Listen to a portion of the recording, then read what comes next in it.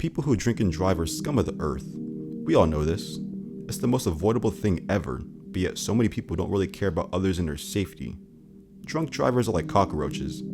It doesn't matter how many you get rid of. There's still more out there.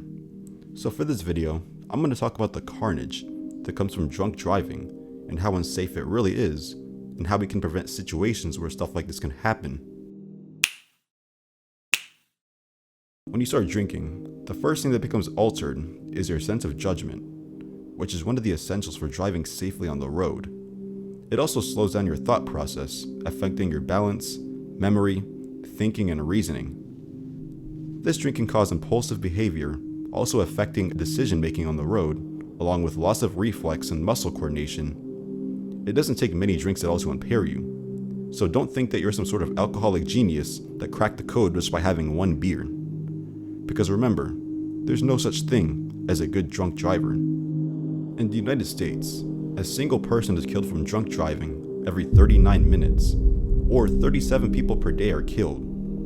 In 2022, over 13,500 people died in a drunk driving accident. This year in 2024, it's going to be pretty much the same amount. Drunk driving is responsible for 1/3 of traffic-related deaths and $58 billion worth of damage caused by the accidents.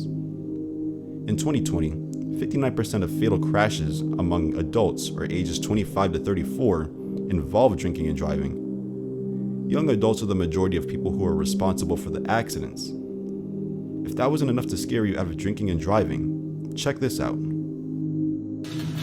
It was a crash that went well beyond drunk driving. It was murder. Today, a judge closed the book on a tragedy that took 5 lives. Good evening. Today, people lined up to tell Matthew Carrier just how much damage he did when he plowed into a car while drunk behind the wheel. Crash happened back in May of 2017 on M59 on Argentine Road in Osceola Township. Carrier pleaded no contest in the case. It included a count of second-degree murder. Jermont Terry live in the newsroom. Jermont, those people were killed as they were returning from a celebration. Yes, Devin. 3 of the 5 killed were coming back from a job celebration for Candace Dunn. Dunn worked at the Department of Corrections, and she had just been awarded Probation Agent of the Year that night. Now, hours later, she and her family were killed, and when that drunk driver, I should say, blew through a stop sign. Today, the man behind the wheel, he learned his fate. The scene from May 2007 was horrific. 2 cars traveling in opposite directions on M59 are smashed beyond recognition. The people in both vehicles are trapped. Some are killed instantly. In all, 5 people lost their lives, among them Candace Dunn, her mother, and mother's boyfriend. Today in court, Dunn's sister talked about the unimaginable loss. She had so much to live for. She had dreams of being married, dreams of having children.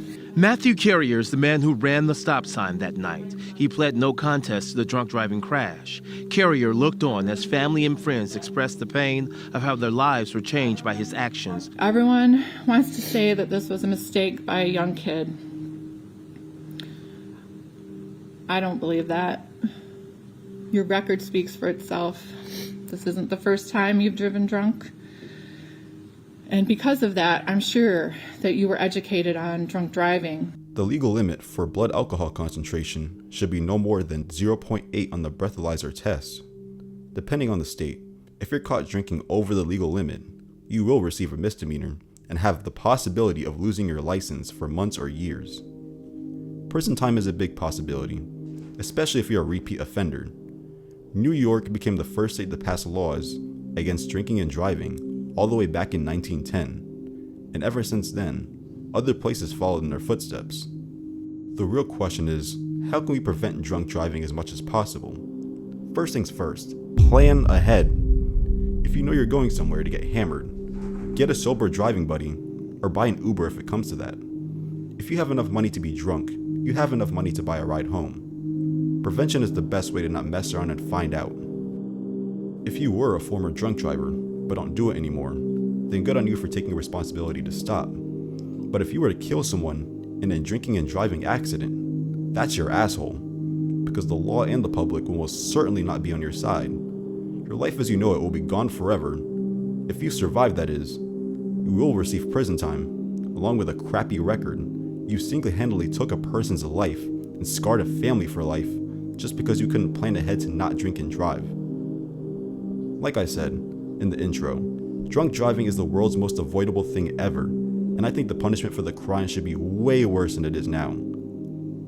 So prioritize the safety of others on the road, including your own, when you're consuming alcohol. It's okay to enjoy a little bit of liquid courage once in a while, but just do it responsibly.